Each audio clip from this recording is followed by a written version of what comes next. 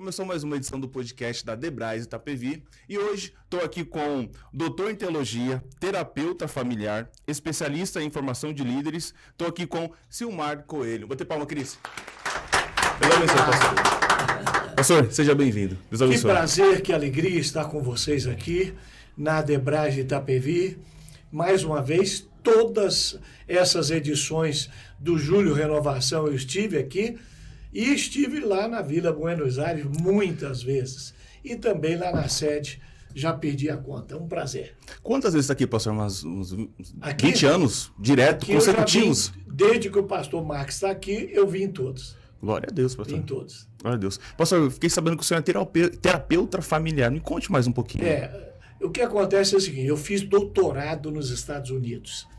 O meu doutorado foi na área de terapia familiar e formação de líder. Na verdade, eu sou um doutor de liderança. O que significa isso? Eu chego numa igreja, que aqui no Brasil não tem campo para isso. Estados Unidos tem. Eu passo um mês sentado, vendo o que acontece, participando das reuniões, e aí eu faço um check-up da igreja. Né? Por quê? O crescimento ele tem uma fórmula. Qual é essa fórmula?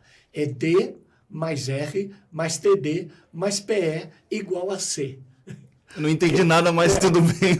C é crescimento. Legal. Né? D é diagnóstico. Toda igreja tem que crescer. Por exemplo, você não faz uma criança crescer. Eu não faço o meu filho crescer. O meu filho nasceu, vai crescer. Agora, se ele não cresce, tem que se fazer um diagnóstico. Ninguém precisa fazer a igreja crescer, porque a igreja é um organismo, ela vai crescer. Agora, se ela não cresce, eu tenho que fazer um diagnóstico, ela está doente. Tem um problema, né? Ela está problema. Aí eu faço o diagnóstico, aí vem a segunda parte da fórmula. R, remédio. Tem que dar o remédio correto. Tem gente que fala, vamos orar. Às vezes o problema da igreja não é o remédio, não é oração. Vamos fazer grupo familiar. O problema, vamos para o monte. Às vezes não é esse problema. Às vezes é o relacionamento. Às vezes são pequenos grupos que mandam. Às vezes é gente que só trabalha quando tem cargo, não serve realmente a Jesus. Então tem um monte. Aí vem depois TD. TD é o quê? Trabalho duro. Igreja não cresce sem trabalho duro, né? Esse dias um pastor, numa live que eu fiz para 3.000 pastores, disse, pastor, eu agora sou de tempo integral. O que eu faço para a minha igreja crescer? Falei, quantos membros tem sua igreja? Ele disse, 50. Quer dizer que você agora está de tempo integral para 50 membros. Que hora, que você trabalhava? Eu trabalhava na cidade, lá no centro de São Paulo. Que hora que você levantava para ir para lá? 5 da manhã. Levanta a mesma hora. Porque agora tem pastor que ele agora em tempo integral, ele vai levantar às 9, meio-dia, ele vai ficar 2 horas de almoço, ele vai assistir sessão da tarde, né? Aí a igreja não vai crescer. Né? A igreja só cresce com muito trabalho, muito trabalho. Igreja é um abacaxi. Se você não souber descascar, não come nada. E aí vem o último, PE, poder do Espírito.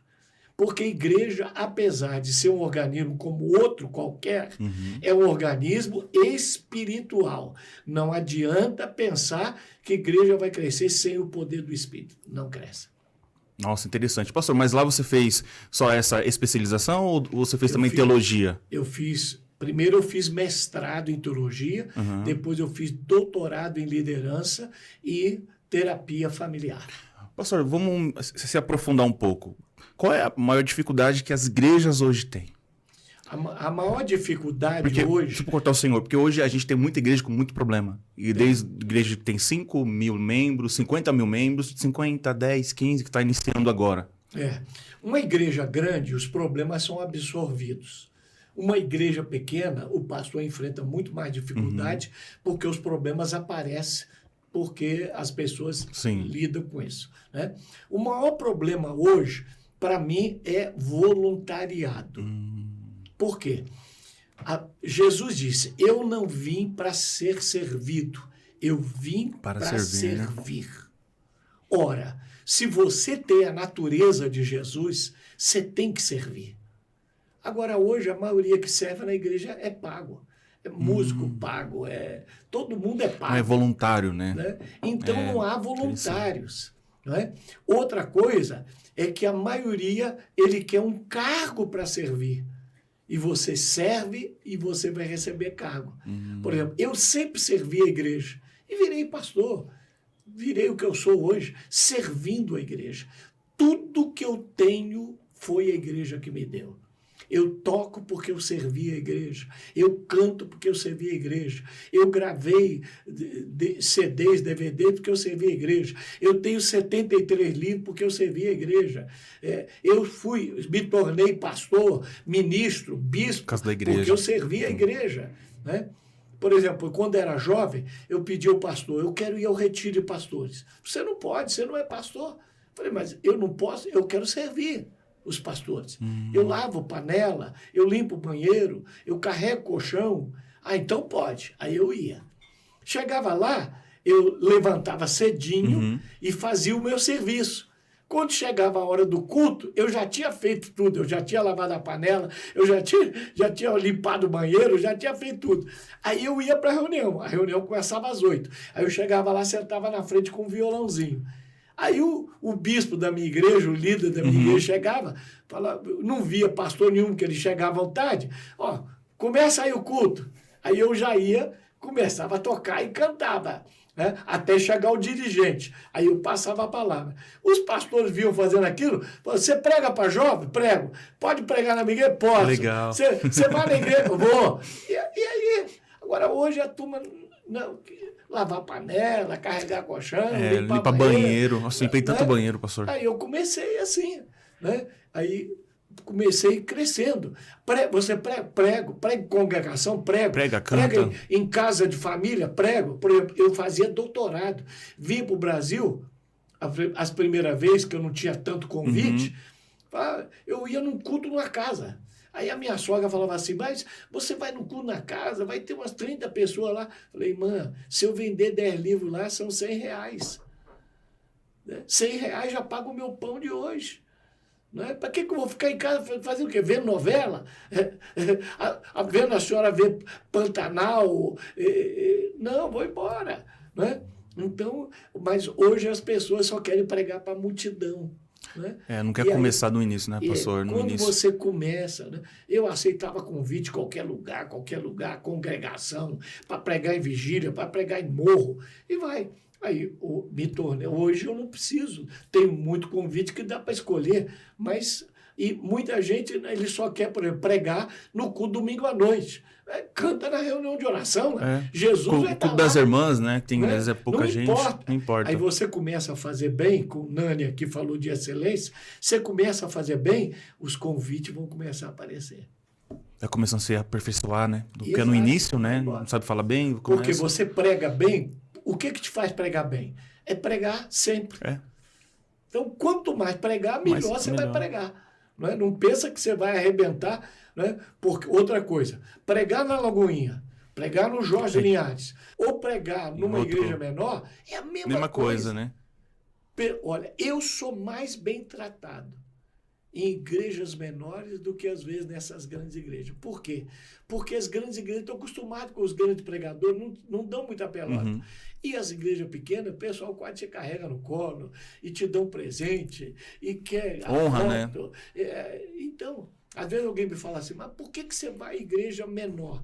Falei, porque o pessoal me trata melhor do que a igreja grande e me dão, às vezes, uma oferta maior do que a igreja grande dá. Né? Outro dia um falou assim, como é que o senhor aguenta pregar todo dia? Né? O senhor tem 71 anos, essa disposição. Falei, primeiro, eu me cuido, eu faço exercício, eu corro, eu nado 2 quilômetros. Legal. Eu tenho uma certa atividade física. Mas, por exemplo, eu pregaria, Alisson, eu pregaria de graça. Se ninguém me desse nada, eu pregaria. Por quê? Eu fui chamado para pregar, esse é meu chamado. Sua vocação, agora, né? O pessoal me dá paga para eu pregar. Aí que eu prego mesmo. Glória a Deus, né? Pastor, o senhor de qual igreja?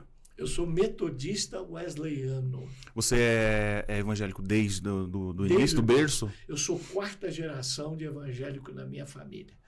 E eu tive o privilégio de ter um bisavô Legal. crente, meu avô, e essa perseverança eu adquiri do meu avô. Meu avô, ele tinha uma pedreira e ele cortava pedra. Porque antigamente usava muita lajota, Sim. muito paralelepípedo. Isso, E você ele lembra. cortava e não tinha máquina como tem hoje. Hoje tem... É na marreta, tem né, pastor? Diamante que Isso, e corta pedra certinho. Era na marreta. Eu nunca vi, Alisson, o meu avô reclamar da pedreira. Eu nunca vi ele falar a pedra é dura. Nunca. Meu avô construiu a vida dele literalmente quebrando pedra. E ele tem uma fazenda, deu casa para todos os filhos, deu terreno para todos os filhos, os netos vivem nas terras dele, construíram casa. Nunca eu vi meu avô reclamar. Uma vez eu me lembro que houve uma enchente lá na Serra de Teresópolis e levou tudo. Que ele morava embaixo, a serra lá em cima, ele morava em Benfica. A serra levou vaca, a água levou vaca, Tudo, porco, galinha, levou a plantação que ele tinha de inhame, de pera, e de milho, levou tudo. A água só não entrou em casa. E eu me lembro que eu estava lá e o meu avô ficou na porta, assim, em pé, como que vigiando a água para não entrar na casa. Aí quando a chuva parou, ele tirou o chapéu, botou no peito e falou assim, Deus deu, Deus levou. Quando a água baixar, eu planto de novo. Coisa bonita. Coisa linda. E aprendi essa garra com meu avô, com a minha mãe, que nunca teve tempo ruim. Por exemplo, eu nunca recebi uma visita de pastor Alisson. Nunca. Sério? O pastor ia na minha casa para comer. Mas, por exemplo, para me aconselhar, nunca. Mas por que a minha vida deu certo? Porque eu vivia na igreja. Eu ia à escola dominical, eu ia à vigília, eu ia à oração. Não tinha problema, faz parte da vida. A gente resolvia. Eu nunca levei problema para pastor, pedir conselho, ou porque eu estava com problema, porque eu estava desanimado. Nunca. Hoje não, o pessoal fica isso que eu ia falar. Hoje... Quer a visita do pastor. Quer a atenção do pastor. Quer atenção, quer aquela paparicação. Eu nunca recebi e nunca... o pastor ia lá em casa, todo pregador. A gente fazia assim um mês, em vez de ser julho, era maio. Maio, renovação. Todos os pastores que iam lá almoçavam na minha casa. Mamãe fazia questão de convidar, né, para almoçar. E naquele tempo que eles passavam lá, orava, aconselhava, profetizava. Por exemplo, num desses, eu tinha 17 anos. Num desses, foram 2 pastores almoçar lá em casa. Um chamava Glaicon Terra Pinto, que era um grande pregador da Batista da Floresta, e o outro chamava Osíris. Eu nunca vi mais esse Osíris. Quando eles foram sair, eles oraram. Quando foram embora, esse doutor Osíris colocou a mão no meu ombro e falou, irmã Glória, esse menino vai pregar no mundo todo. Eu acreditei. Aí sabe o que eu fiz? Fui estudar inglês. Não, você foi atrás. Né? Você foi atrás. Já que eu vou pregar no mundo todo, eu tenho que falar inglês. Eu tenho que falar inglês. E acreditei. Né? E muita gente, Deus fala. Eu tive um amigo chamado Isaac. Esse Isaac foi batizado com o Espírito Santo antes de mim. E eu fiquei doido quando eu vi o Isaac, meu melhor amigo, falando em língua. Aí eu falei, Isaac, é isso? Aí fui batizado, fui na vigília, não sei o quê. Aí eu comecei a orar e tal. No outro domingo eu recebi o batismo. No morro, pregando, eu, Isaac. Na vigília, eu, Isaac. Na praça pública, eu, Juntos, Isaac. tudo junto. Na escola dominical, eu, Isaac. Na reunião de oração, eu, Isaac. Há poucos dias eu fui pregar em Petrópolis, lá na minha igreja. Cheguei lá, o Isaac estava lá. Ele tinha colocado a correia, que pulou uma prega, né? A calça dele estava toda remangada, ele estava assim com um colarinho sujo, né? Uma camisa que ele estava usando muitos dias, e ele não tinha dente. Aí ele falou, ô pastor, tudo bom? Pastor. Dá para o senhor orar por mim, que eu estou com problema no casamento? Aí eu orei por ele. O senhor tem R$20 para voltar para casa de ônibus? Aí eu dei. Eu fiquei olhando para o Isaac, aquele rapaz cheio do Espírito Santo, aquele rapaz que... Eu fui batizado por casa dele. O que aconteceu? Sabe o que aconteceu? Aquilo que Deus fala com Abraão. Sai da tua terra, da tua parentela e vai para... Deus falou para nós dois. Gente, também não podemos esquecer dos nossos parceiros, Daniel Design e Michele Alves. E também o próximo evento vai ser dia 4 de novembro. Never Alone. Deus abençoe. Eu fui. E ele ficou. E a vida dele desgringolou. Porque não se jogou na mão de Deus, não se entregou. Porque o altar não toma, né, pastor? Só devolve. Exato. E eu fiquei com uma pena dele. E muita gente assim, Deus fala, vai, ele não vai. Fica esperando Deus pegar ele no colo e colocar lá. Pisa na água. Por exemplo, outro dia falou assim, mas pastor, Pedro afundou. Falei, verdade. Quanto tempo ele andou na água? 20 segundos? 10 segundos? Não sei. Não sei, mas andou. Mas por 20 segundos, Alisson, ele viu o homem que ele poderia ser. Por 20 segundos ele provou o impossível. E quando você prova um pedaço do impossível, você só ficará satisfeito quando provar o impossível por inteiro. Nossa, forte, pastor. Se 20 segundos por 20 segundos você provar o homem que você pode ser, nunca mais você vai querer ser outra pessoa. Até chegar lá.